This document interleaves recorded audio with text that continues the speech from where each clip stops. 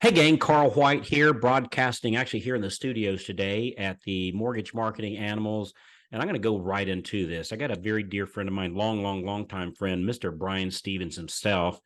And what we're going to talk about, I think I'm going to title this What Now? And Brian, you and I were just talking right before we hit the record button, and one of us said something like, they moved our cheese. Who moved my cheese? So what we're going to talk about is this newest. Well, here, Brian, explain. You know so much more about this than I do. Explain what we're talking about here today. Well, there's a class action lawsuit that was filed against the National Association of Realtors and all the large brokerages out there. And the premise is that there's been collusion that has taken place over the years to keep our commissions artificially high at or around 5 or 6%. They were saying 6%, but now they're kind of 5 or 6%. Speaking of moving cheese, Yeah, which I found pretty interesting, because in the deposition of Gary Keller just a couple of days ago, before this was settled, Gary Keller said, he goes, well, commissions have never been 6%. He goes, I think they were for 1 year back in 2009 or 10, when people were, we talked about the last time around in 2008, the last downturn, when people wanted to get rid of their house at all costs and were willing to pay higher commissions. At that point, commissions for real estate agents actually ebbed above, on average, over 6%. But that's really the only time. It's always been below 6%. So my thinking is, if we're talking about collusion and real estate commissions being at 6% and being kept artificially high, I would say that's easily provable to be inaccurate. Case dismissed, problem solved. We know that to not be true. Yet that's not what's taken place.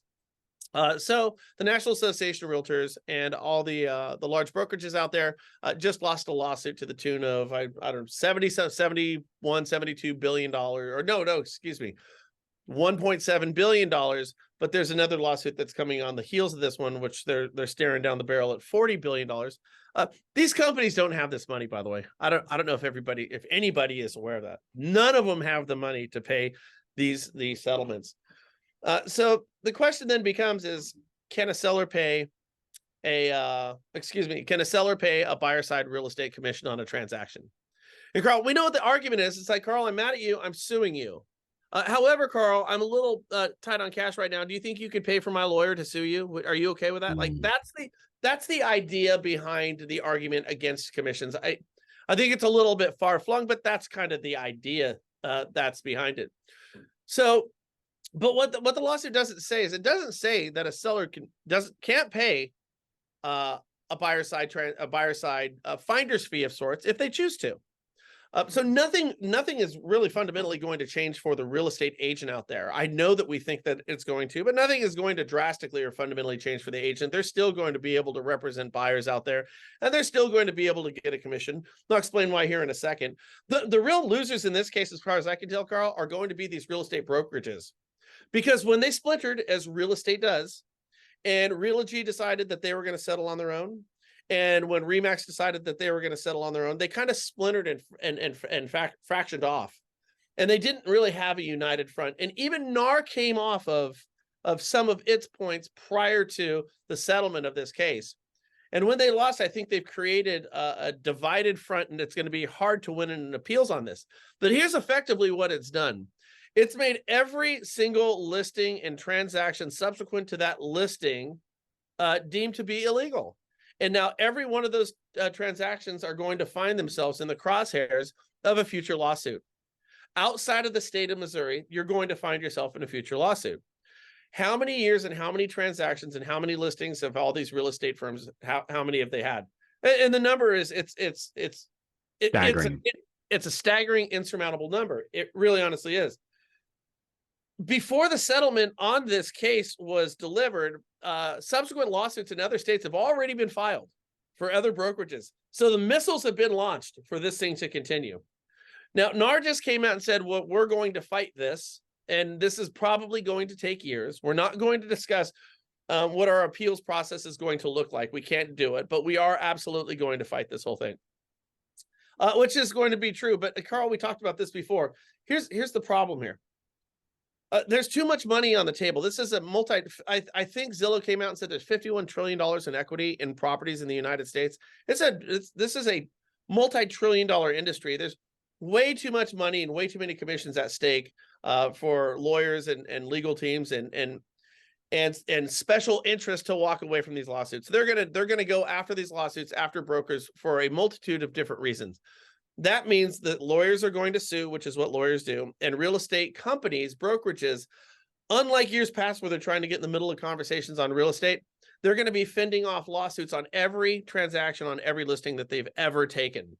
And it's just, as far as I can tell, it's just a matter of time before they realize that they're going to have to tuck tail, turn, and find a company or a brokerage that doesn't have all these legacy transactions that are subject to lawsuits. This is where we stand today. So just kind of just a basic overview in case somebody's been under a rock, that these individual brokerages are getting sued by legal teams saying that, so I don't want to give a name because I don't want to. So let's make up a name of Florida Realty Corporation, and I just made up that name. That might be a real name, but it's consequential. So they got sued saying, well, you guys are charging 6% to the seller, and you're forcing the seller to pay the buyer side agent their 3%, 2.5%, whatever it is. And so they artificially inflated the commission that the seller pays to pay the buyer's agent. So they're going after these real estate companies and apparently winning and doing that. So does that mean, because I've seen some stuff on some of the forums, like, does that mean that for us as lenders, does that mean that the borrower now is going to be in charge of paying his or her real estate agent? So if Realtor Debbie helped me find, because I'm looking for another house right now, up in North Carolina, just a little vacation home. So if I get an agent up there, and let's say her name is Debbie, is it going to be that I'm going to be like, in addition to paying for and I'm going to put a fictitious amount, $400,000 house. So instead of me financing or paying cash for $400,000 house, I'm going to need to gross that up by 3% to make sure I pay for Debbie. Like, how's buyer side Realtor Debbie getting paid now? So there's a couple of things here. Is, first of all, it's being alleged that there is a collusion amongst brokerages, the National Association of Realtors, via their multiple listing systems, to exclude or to give preferential placement on their MLSs to listings that brought a buyer's side commission on that transaction. So there was collusion amongst the association group, the multiple listing systems, and real estate agents to keep their commissions artificially high at 6%. That's kind of what the idea behind it is. Okay, I see. So here's the thing. I think from a lender's perspective, if you've been in this game for any amount of time, you kind of understand this from LO Comp. When it came out with brokers, when we had to disclose, our service release premium, our yield spread premium, and our overage on our settlement statements, we thought it was game over. Like, realtors and consumers are going to figure out how much money we're making, and nobody's going to ever work with a broker again. Like, that was the mindset back then. And what happened? Well, brokers have continued to take over market share since then. In short, what they've done, Carl, as far as I can tell, is this is going to create more white noise. What happened with mortgage brokers back then is realtors didn't look at it or didn't care. Our consumers didn't look at it or didn't care. And I think that, as I said before, I think we have an inflated sense of self-importance here. Lenders in particular, we are that thing who is creating the stuff that you have to do in order to get those keys and walk to my front door. Like that, we're telling folks what they have to do. They don't want to do it. They're not going to take most people aren't going to take a whole bunch of interest in what we do. They want the process to go smooth. They want their rate, date, and freight. What's my rate? What am I paying? And when do I get it? Outside of that, we just create more noise. That's what's going to be the same thing here. Because let me ask you this, Carl. You're going to sell a house right now, okay? And you're going to sit down. You're going to sit down with a real estate agent, and they're going to say, "Carl, I'm going to list your house for 3%." You're going to say, "Okay, sure." What? And I'm assuming you have a trusted. I know you do, actually. You have a trusted real estate agent. Okay, so now the agent's going to come to you and say, "Carl, do you want to offer a commission to a real estate agent that is going to bring the borrowers who have a winning bid on your property?" Now, you don't have to do this, and it has nothing to do with my listing agreement. It's up to you. My thinking is, Carl, is one of two things here. If you choose not to offer a commission to the agent who's going to bring that buyer here, you're probably, like it or not, going to have fewer opportunities of buyers in front of your house. That's kind of my thinking. However, if you do offer a commission to an agent who brings that winning bid over here, I think professionally, and I do believe this personally too, that you're going to be able to sell your house for top dollar and sell it quicker. I think it's going to shorten the distance between you and the best outcome on that transaction to offer a commission to a buyer side agent. That's what I believe to be true. And I think most people are going to agree with that because we are conditioned right now collectively to pay that amount of money. And I just want to make this last point here that nobody is talking about right now, Carl. The idea is we're going to lose that. The buyer, that's the fear. We're going to lose the buyer side agent on here, and lenders are freaked out about that. That's not going to happen, and for the reasons I just told you. But here's what I think we should really be asking, and this is the narrative that I'd like to see lenders sharing. Okay, real estate agents are gone. I get it. They're gone. Screwed people over. 5% too much. I get it. What's going to replace them, and how is it cheaper? Nobody has addressed that question. Okay, I get it. Realtors are bad. What's going to replace it? We better have an answer to that. If we've established that they're not good enough, the status quo is insufficient, and there's usury going on here, I get it. What's going to replace it, and why is it cheaper? You will not find an answer to that question, because I promise you this, my friends, it is more expensive in every facet of the term expensive. It's going to be more expensive in terms of cost, and it's going to be more expensive in terms of opportunities lost for you as somebody who's trying to sell their property. So that's the question we should be asking ourselves. So is all of this then, Brian, and again, we're just conjecturing here. Sure. But at first glance here, is all this really then is just another piece of paper they need to sign at listing? Like, is that what we're talking about here? Like, this is no big deal per se. I mean, it's a big deal to the people getting sued right now, but from us as lenders, and oh my gosh, my buyer side agents, where I get most of my business from, that in my past database is where I get most of my business from.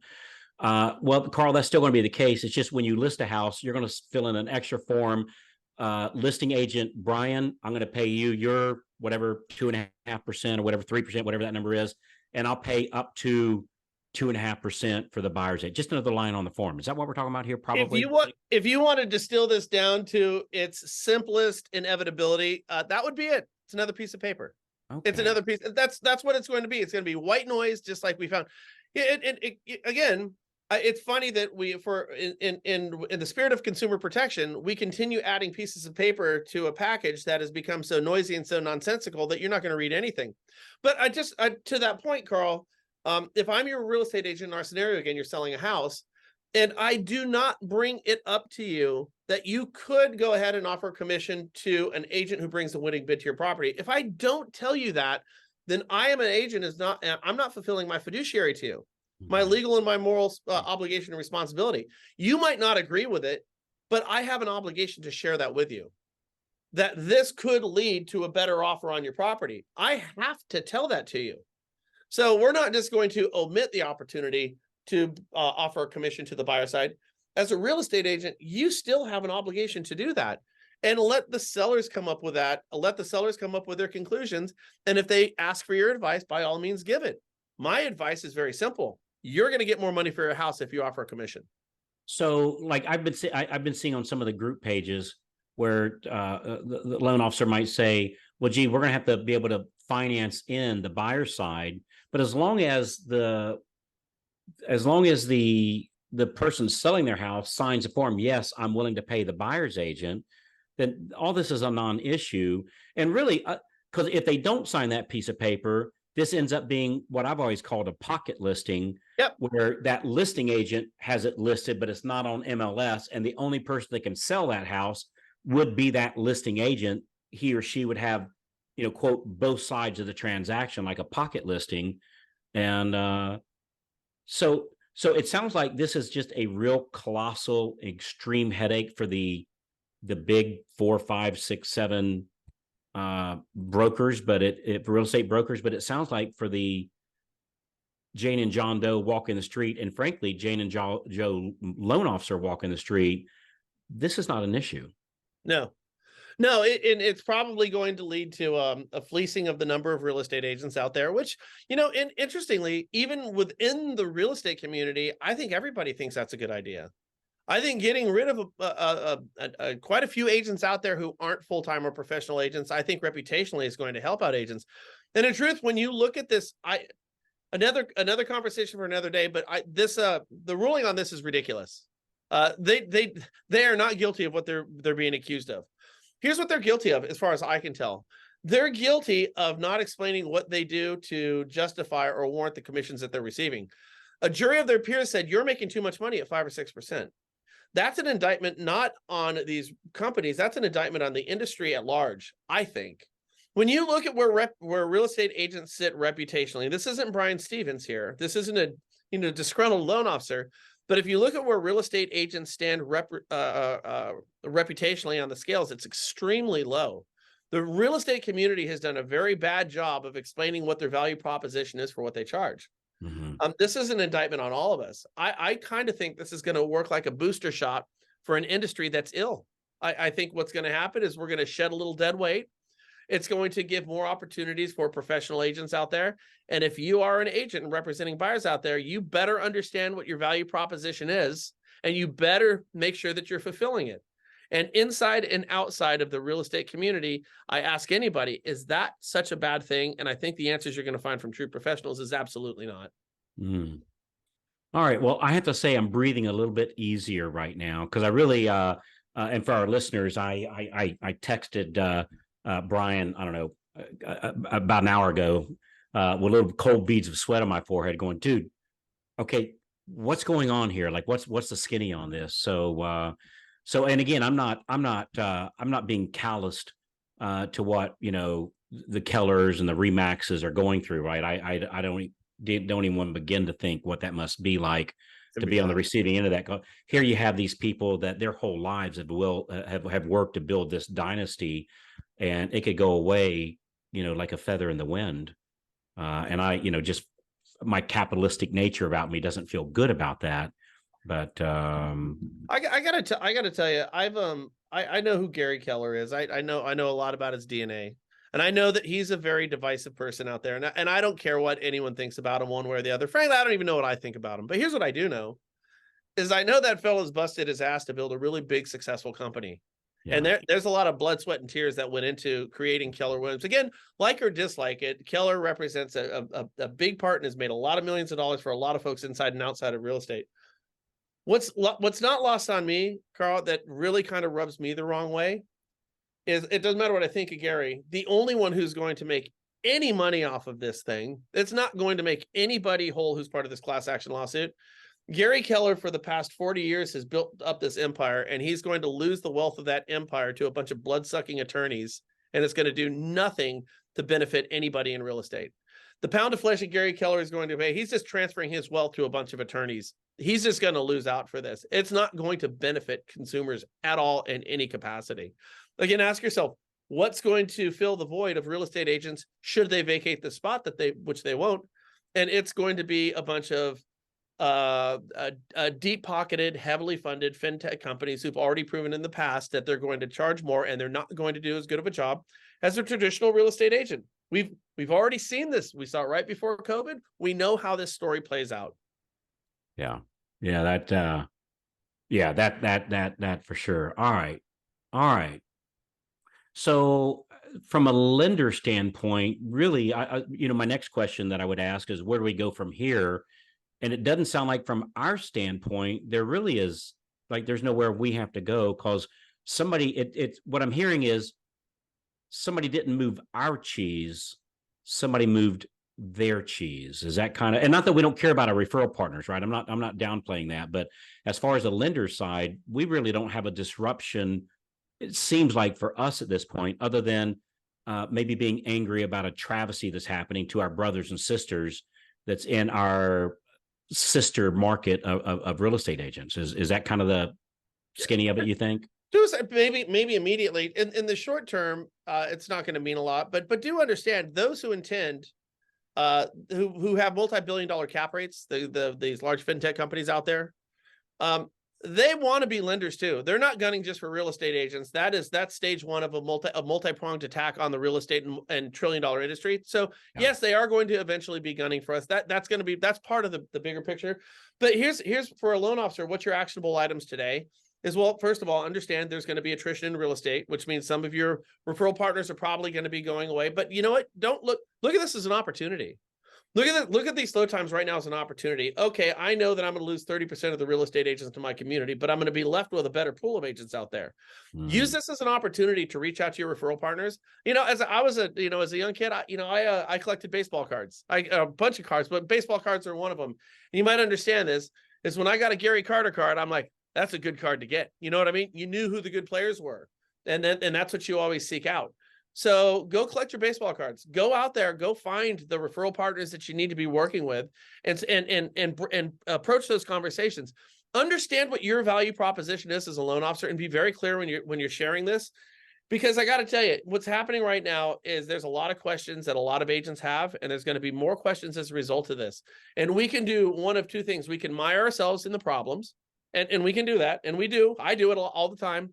Or we can offer up solutions. And I'll tell you right now, the one that's going to play better for you as a loan officer, if you're collecting baseball cards to position yourself, you're going to do a hell of a lot better with a positive message about what you can achieve, not what's going against these agents. I see this as a great opportunity for loan officers to really get themselves in a great position for when this market does change, because we know it's going to be inevitable. It could be months down the road, but get your baseball cards today. Man, great message.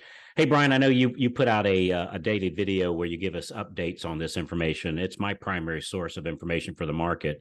If somebody wants to, I think everybody here knows you, but just if we reach somebody that maybe hasn't received it lately, how can they keep track of what you're doing?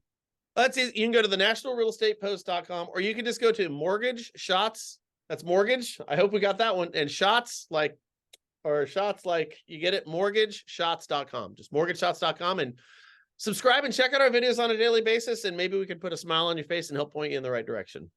Appreciate it.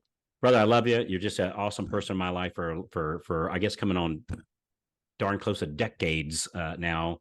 And I'm forever grateful. I really am. The day I met Brian was a very good day for Carl. So I appreciate you, brother. Thanks for coming on. I appreciate you too. You guys have a great day. Thanks a lot. Great stuff. Hey, real quick, one last thing for our listeners. Boy, if you feel a little bit of pinch in the market right now, just understand that the market is never responsible for our success or lack thereof. It's our actions and our plan. It's putting a plan together and then taking action on that plan. I'd love to walk you through the plan that our top producers are doing. Just go to freedomclubdemo.com, freedomclubdemo.com. It'll ask you a couple questions. It'll take you to a calendar link.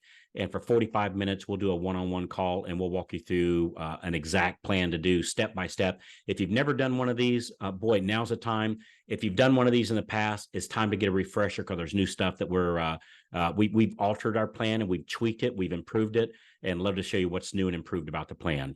freedomclubdemo.com. We'll see you on the inside. Hook up with Brian, and we'll see you on the next episode of Loan Officer Freedom. Thanks again, everybody. Bye-bye.